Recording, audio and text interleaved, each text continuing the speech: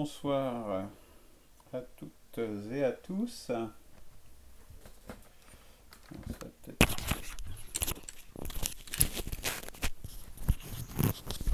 Voilà, bonsoir à toutes et à tous. Donc, nouvelle chronique des barbaries, vendredi 9 octobre. Donc, au programme, l'université citoyenne, émergence. Ce soir, quelque chose d'un petit peu particulier puisque nous allons lire un texte de Marc Halévy. Donc ça va être une séance un peu spéciale de ce point de vue-là. Et puis septembre 2020, là, le mois le plus chaud, le septembre le plus chaud. Et enfin, nous finirons, comme à l'accoutumée, par un hommage à des victimes des barbaries. Mais avant toute chose, comme à l'accoutumée, donc je vais peut-être me mettre en affichage, voilà. Une petite maxime de Gaston Courtois qui nous accompagne et qui nous donne un petit peu une vision et une orientation à suivre. Un chef sans énergie ne saurait être un chef. Mais il ne s'agit pas d'une énergie brutale. Il s'agit d'une énergie réalisatrice qui, proportionnant son effort à l'effet qu'elle veut obtenir, garde toujours des possibilités pour ne pas être à court de souffle au moment de monter une côte. Un chef sans énergie ne saurait être un chef. Donc il faut de l'énergie si nous voulons réorienter justement notre démocratie pour échapper à la barbarie. Ce n'est pas peu d'énergie qu'il va nous falloir. Alors, premier sujet du jour, donc, qui n'est pas directement lié aux barbaries, mais là, pour le coup, qui est plutôt lié à l'actualité d'une perspective, la 6ème République, un P6R, c'est donc l'université citoyenne 2020 qui aura lieu à Avignon, et donc dont voici un dépliant. Donc, cette université citoyenne se tiendra les samedis 24 et dimanche 25 octobre, donc 2020 prochain, donc c'est dans 15 jours maintenant, à Avignon. Une perspective, la 6ème République, sera présente à cette manifestation. Ce sera l'occasion d'ailleurs d'animer pour nous un certain nombre d'ateliers, évidemment de participer aux débats qui auront lieu dans cette université. Également, une perspective, la 6ème République, un P6R, il y aura un stand et il y aura des possibilités d'achat du manifeste émergence, hein, dont je parle très régulièrement et qui est vraiment fondateur. Je vais encore en parler dans quelques minutes. Donc cette université citoyenne, donc il y a l'URL en haut là, comme d'habitude, hein, vous voyez l'URL ici, hein, donc que vous pouvez consulter. Donc voilà le programme dedans. Donc il y a un certain nombre d'ateliers, des débats, des conférences. Bon, il y a des gens comme Étienne Chouard qui seront là. Il y aura plein de mouvements, il y aura plein de gens intéressants, je pense. Donc, vraiment, si vous êtes dans le secteur où vous pouvez vous déplacer et être sur place pour participer, échanger et venir nous rencontrer déjà directement, faire connaissance, eh bien, je vous invite à venir à ces universités citoyennes. Donc l'URL est en haut, là, vous voyez, donc vous pouvez y aller. Ça sera mis sur le site d'une perspective, la 6ème République également. Voilà, c'est une première chose. Donc ça, c'est plutôt une actualité.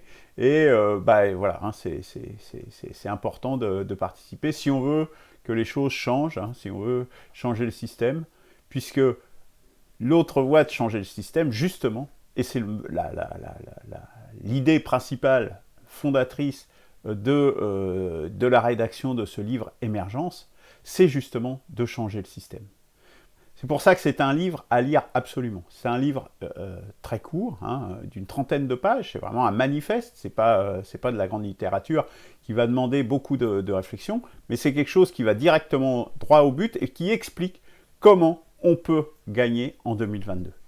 Et comment, non seulement on peut gagner en 2022, mais comment ça peut être le départ, justement, d'une nouvelle constitution et plus encore même d'un rebond civilisationnel. Donc c'est particulièrement important parce que dès 2022, comme je dis, c'est la dernière échéance pour s'en sortir à peu près pacifiquement. Ce livre, 3 €, voilà, c'est pas cher, ça correspond au prix de production, hein, à peu de choses près.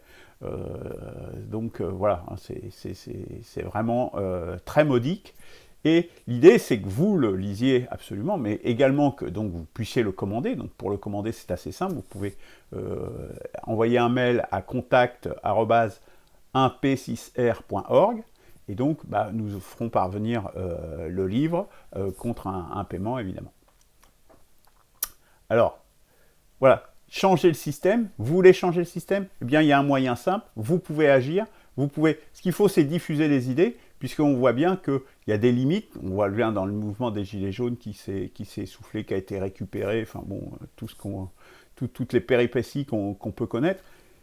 Il faut élargir le cercle, il faut que les gens, dans le chaos qui vient, hein, et nous allons justement en parler, il faut donner un espoir, donner une perspective. Et bien voilà, Émergence, c'est la première brique pour donner une perspective, de façon simple et claire.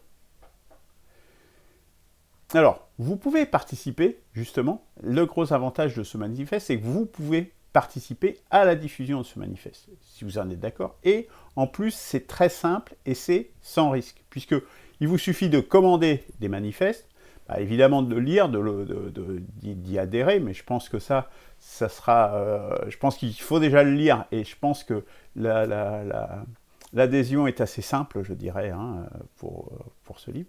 Mais après, vous pouvez le diffuser autour de vous, dans votre entourage immédiat, hein, dans les gens qui puissent être intéressés, mais également au-delà, c'est-à-dire les gens qui sont des lecteurs, qui sont autour de vous, mais il est bien évident qu'à 3 €, on ne va pas distribuer ça comme un tract. Donc l'idée, c'est de le mettre dans des lieux d'échange de livres, donc déjà des gens qui sont intéressés par la lecture et qui ne vont pas jeter comme souvent les tracts, c'est jeté, eh bien de les mettre dans des boîtes à livres, dans des lieux d'échange de livres autour de chez vous. Bien évidemment, on a déjà un petit retour d'expérience là-dessus, hein. Je peux vous dire que dès qu'on le met dans une boîte à livres, il disparaît, il part très, très, très, très rapidement. Et donc ça veut dire qu'il y a quand même un intérêt, puisque c'est un petit livre très facile à prendre et à lire. Eh bien, voilà, c'est quelque chose c'est un mode de diffusion qui fonctionne. Donc je vous engage vraiment à aller sur le site, à commander ce manifeste. Alors, évidemment, c'est de commander la version papier, c'est l'histoire de sortir aussi un petit peu du virtuel, hein, et dans le monde réel. Et pour commander la version papier, vous pouvez le faire évidemment en envoyant un courriel à 1p6r.org, mais pour pouvoir le recevoir, il faudra envoyer un courrier également avec un règlement par chèque à l'ordre de Luc Laforêt, le chèque, et l'adresse qui s'affiche, là, donc 1p6r, Monsieur Luc Laforêt, boîte postale 30 41 400 Montrichard. Donc l'idée est d'envoyer ça, vous commandez 10 exemplaires ou plus, et vous avez tous les détails justement sur les tarifs en fonction du nombre que vous voulez. 30 €, voilà, en gros c'est 30 € pour avoir une dizaine d'exemplaires. C'est à la portée d'un très grand nombre. Je ne dis pas de tout le monde, parce qu'il y a des gens qui sont dans la difficulté, mais c'est à la portée d'un très grand nombre. Vous commandez 10 exemplaires et vous les diffusez, vous en gardez un pour vous évidemment, et puis vous le diffusez autour de vous. Et bien voilà, pour que, de façon virale, comme le virus, hein, que ça se diffuse et que ça se propage. Parce qu'il ne faut pas compter évidemment sur les médias ou sur les autres partis politiques ou sur d'autres mouvements pour que le peuple se prenne en main lui-même. Il faut que le peuple se prenne en main lui-même et avance pour changer le système. Parce que le but est quand même celui-là, parce qu'il nous amène à la catastrophe, tout simplement. Voilà la situation, et voilà une façon simple, sans risque. Hein, vous allez risquer 30 €, de participer et de vraiment de vous engager. Voilà. Maintenant, on va rentrer plus dans ce qui est habituel dans la chronique des barbaries. Je vais faire la lecture donc d'un article de Marc Halévy, que vous connaissez peut-être, qui est quelqu'un qui a une certaine notoriété malgré tout, et qui est un écrivain français, bien qu'il soit né à Bruxelles en 1953. Et c'est un physicien de la complexité. Il a d'ailleurs longtemps travaillé auprès de Ilya Prigogine, qui est un prix Nobel. Hein. Et il est très intéressé par la philosophie et la spiritualité.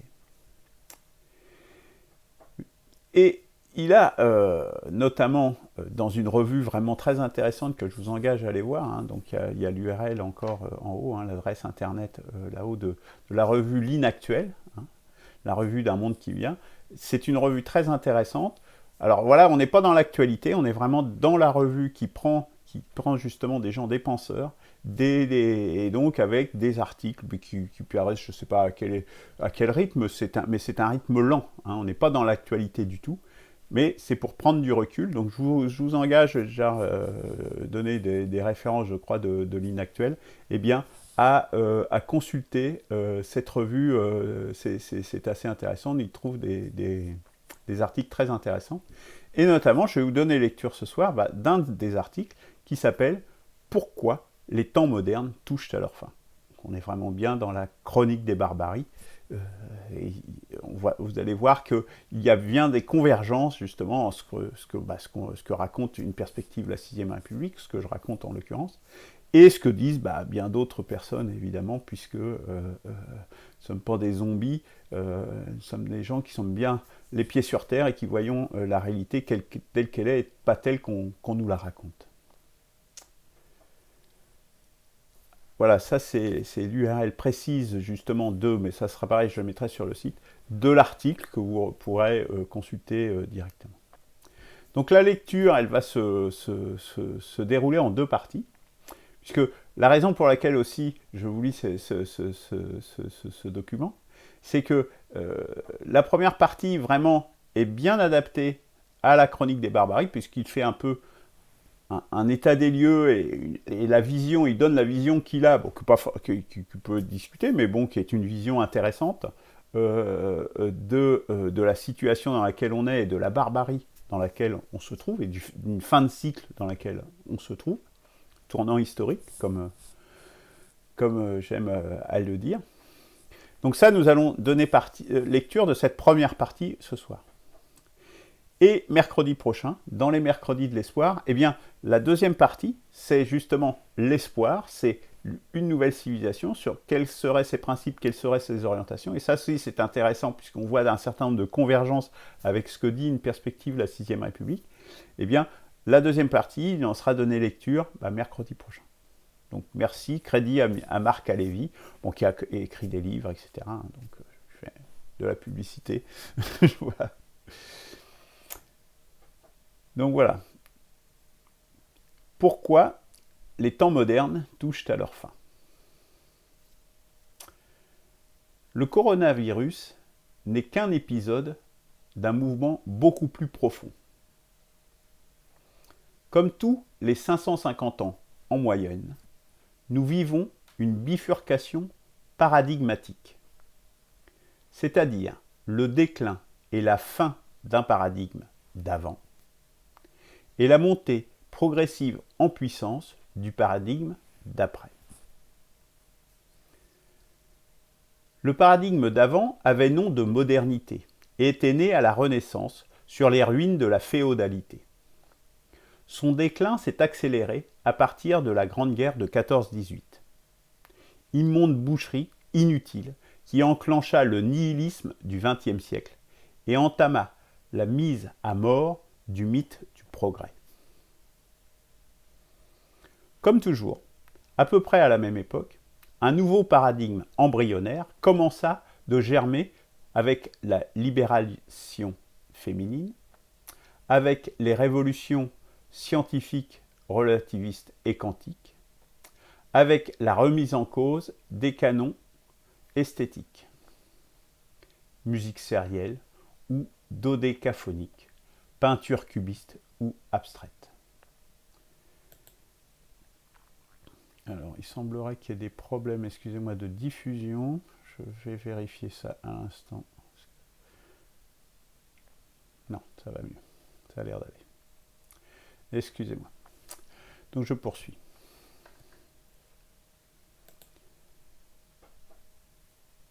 Changement d'air.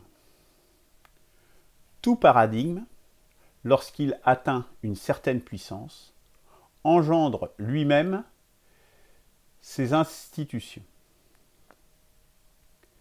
de pouvoir. En l'occurrence, toutes les institutions de pouvoir de la modernité sont apparues entre 1500 et 1550 et sont toujours aux manettes du pilotage de nos sociétés. Nommément, il s'agit des institutions étatiques, boursières, bancaires, patronales, ouvrières, académiques et médiatiques. Ces institutions de pouvoir sont en fait des sous-systèmes de régulation visant à assurer la pérennité du paradigme qui les a engendrés. Lentement, mais sûrement, toutes ces institutions de pouvoir ont commencé de se déglinguer dans les années 70. Les prémices en ont été les rébellions étudiantes de la fin des années 60, avec l'arrivée de l'informatique, les crises pétrolières ou encore les conséquences de la décolonisation. La cause profonde de cette déglingue est que les institutions de pouvoir ont toutes été construites sur des modèles pyramidaux et hiérarchiques, procéduraux et électoralistes, qui ne sont efficients que dans un monde tranquille, stable et prévisible. Mais le monde, lui, s'est engouffré dans une voie de complexification accélérée où ces modèles trop pauvres, trop simplistes, trop lents et trop lourds deviennent de plus en plus inefficaces et inopérants. Alors, faute des régulations adéquates, le système humain entra dans une zone chaotique, entraînant avec lui tout son écosystème. Cette chaotisation globale et mondiale s'est accélérée dans les années 80, du fait de l'effondrement des régimes socialistes totalitaires, notamment en Chine et en URSS, induisant une mondialisation, une américanisation devrais-je dire, des modèles économiques, la financiarisation de l'économie essentiellement.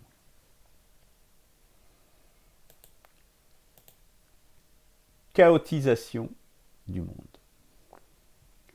Depuis, la chaotisation du monde ne fait que s'amplifier dans toutes les directions. Sur un plan écologique, les pandémies virales, le dérèglement climatique, la dérégulation océanique, les déforestations massives, l'appauvrissement des sols, la désertification, la chute de la biodiversité. Sur le plan géopolitique, la continentalisation plus ou moins conflictuelle des grands bassins culturels, Euroland, Russoland, Indoland, Sinoland, Angloland, Latinoland, Afroland et Islamiland. Les guerres locales pour la maîtrise des stocks naturels, surtout des hydrocarbures, les terrorismes religieux et idéologiques, le court-termisme et le clientélisme généralisé, la démagogie omniprésente. Sur le plan géoéconomique, la raréfaction de toutes les ressources naturelles, l'envahissement immaîtrisé des technologies numériques, les délocalisations en tout genre, la financiarisation outrancière et l'explosion spéculative qui l'accompagne, la dégradation des savoir-faire et des virtuosités professionnelles. Sur un plan culturel, la montée des illettrismes et des innumérismes, qui est l'équivalent dans le monde des nombres de l'illettrisme, la moralité universelle, l'égocentrisme généralisé, l'hyperconsommation absurde, l'obsession du ludique, l'hédonisme primaire, la peste des réseaux sociaux devenus des dépotoirs psychotiques, la perte d'esprit critique, la chute du rationnel face à la montée d'un émotionnel reptilien.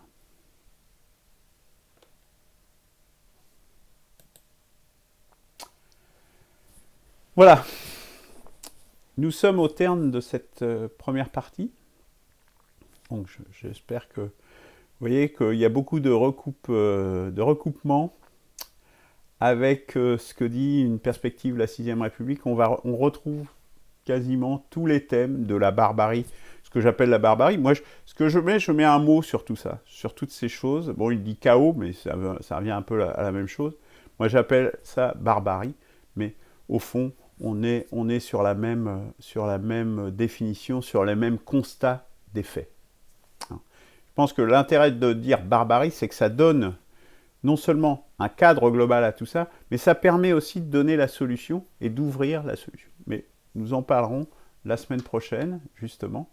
C'est ce que nous verrons, justement, dans les mercredis de l'espoir du mercredi 14 octobre à 18h. La deuxième partie de cet article, pourquoi les temps modernes touchent à leur fin.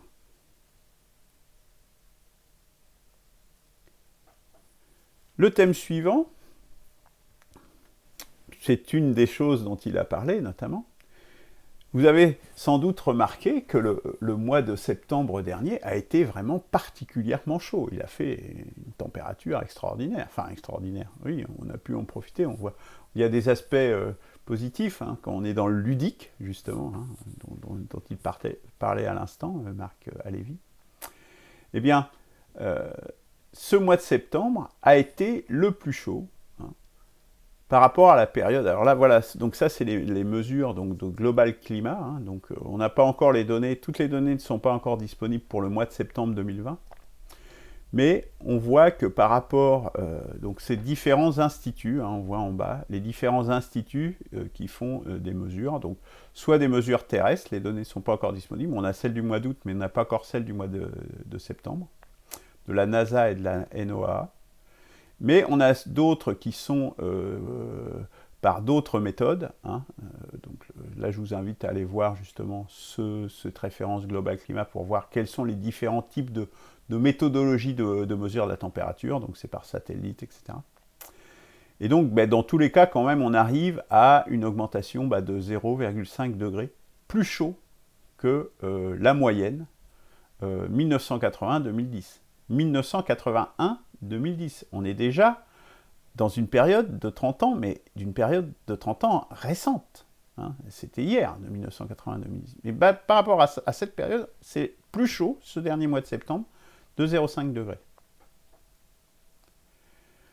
Alors, justement, pour en donner une idée, voilà, ça c'est une autre courbe que j'ai trouvée sur le site de la NASA, donc pareil, hein, toujours la référence ici en haut. Donc ça, c'est pareil, suivant les mesures de différents organismes. Bon, on voit que les courbes se ressemblent furieusement. Hein. Et là, eux, ils font justement, là on est 2020, là, on voit tout à droite, là c'est 2020. Et eux, ils font la référence par rapport à une période, certes un peu antérieure, mais déjà, on est bien dans l'heure industrielle et de la consommation vraiment à outrance des énergies carbonées. 1951, 1980. Vous voyez, là, c'est la ligne 0 qui est ici. Hein. Donc, on est déjà à 1 degré, quasiment, hein, au plus haut, là, on est à 1 degré par rapport à il y a 50 ans. Même pas 50 ans, puisque 1980, c'est pas il y a 50 ans, c'est il y a 40 ans. Mais si on regarde bien cette courbe, ils ont pris là la moyenne ici, Ils l'ont mis en plein milieu de la courbe, mais moi j'ai bien envie plutôt de la mettre ici, plutôt sur une période où dans la période où on est déjà dans la phase industrielle, mais dans une phase industrielle qui était relativement limitée encore, surtout aux pays occidentaux, on peut dire. Et donc avec des impacts sur la nature qui étaient moins importants. Bien là, on n'est plus à 1 degré, hein, on est à 1,3 degré. Hein, on voit bien qu'ici, on est quand même sur une zone relativement stable et que c'est à partir de là que ça commence vraiment à croître, et surtout après les années 60. Voilà. Voilà le réchauffement climatique, voilà ce que c'est. Et alors, il y a une chose qui était assez amusante, parce que bon, moi je voyais ça, je me dis, mais... Et j'ai donc, j'ai regardé, et j'ai vu que sur le site de Météo France, bah, ils en parlaient justement, hein, et ils disaient, la chaleur n'a jamais été aussi haut, la France n'a jamais eu aussi chaud en septembre. Donc ça, c'était Météo France. Hein. Le pays est touché, ce début de semaine, donc ça c'était le 16-9, hein, je me suis envoyé un mail à moi-même, hein, c'est comme ça que je procède pour mémoriser des choses, donc ça permet en plus de tracer la date, vous allez voir que c'est assez intéressant. Le pays est touché ce début de semaine par un pic de chaleur exceptionnel à cette période de l'année. La chaleur a atteint hier son pic d'intensité, donc ça devait être vers le 15, j'imagine, vers le 15 septembre, lundi après-midi, et a été l'après-midi le plus chaud jamais mesuré en France en septembre. C'est-à-dire il a été le plus chaud depuis qu'on fait des mesures normalisées. D'accord. On n'a jamais eu un mois aussi chaud. Un mois de septembre aussi chaud depuis qu'on fait des mesures normalisées. Eh bien, ce lien, ne le cherchez pas, il n'existe plus. Il a disparu. Vous ne pouvez plus le trouver sur le site de Météo France. Le lien a disparu complètement. Donc ça, c'est assez amusant et assez intéressant, puisque moi, je me suis envoyé ce mail. Donc, j'ai la preuve ici que ça a bien existé, puisque, vous savez, quand vous envoyez ça dans un mail, bien souvent, il va chercher tout de suite un extrait, une petite extraction de ce qu'il y a sur le site. Donc moi, j'ai la preuve que c'est irréfutable, que c'est quelque chose qui a bien existé, mais qui n'existe plus, qui a été enlevé du site de Météo France. Amusant. Pour le moins.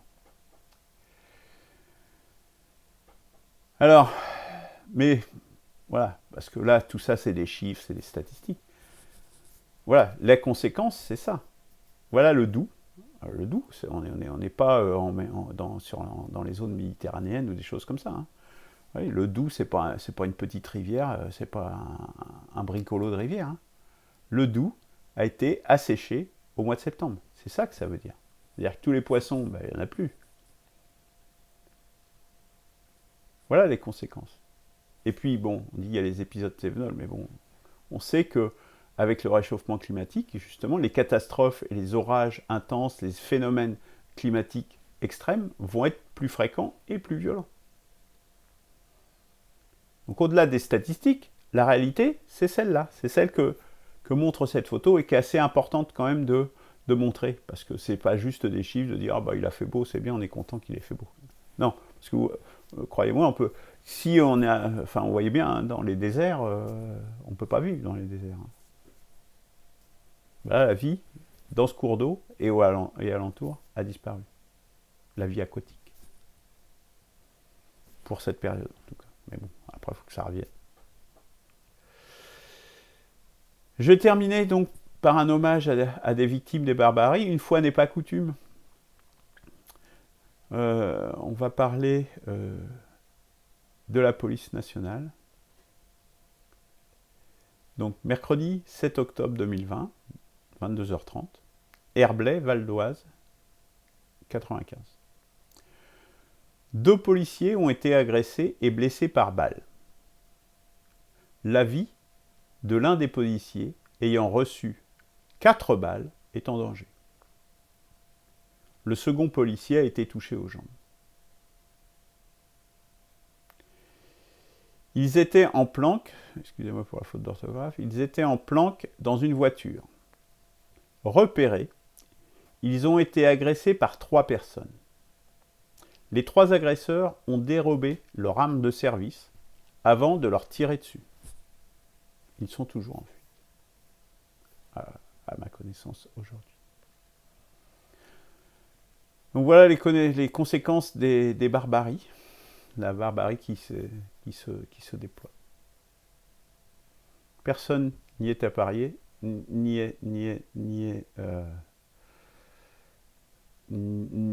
est épargné.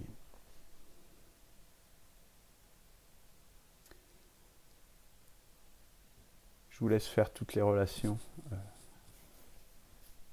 avec tous ceux qui pratiquent des barbaries. C'est fini pour cette chronique des barbaries, donc un peu plus courte, puisque je pensais que ça prendrait plus de temps la lecture. Bon, ce n'est pas grave.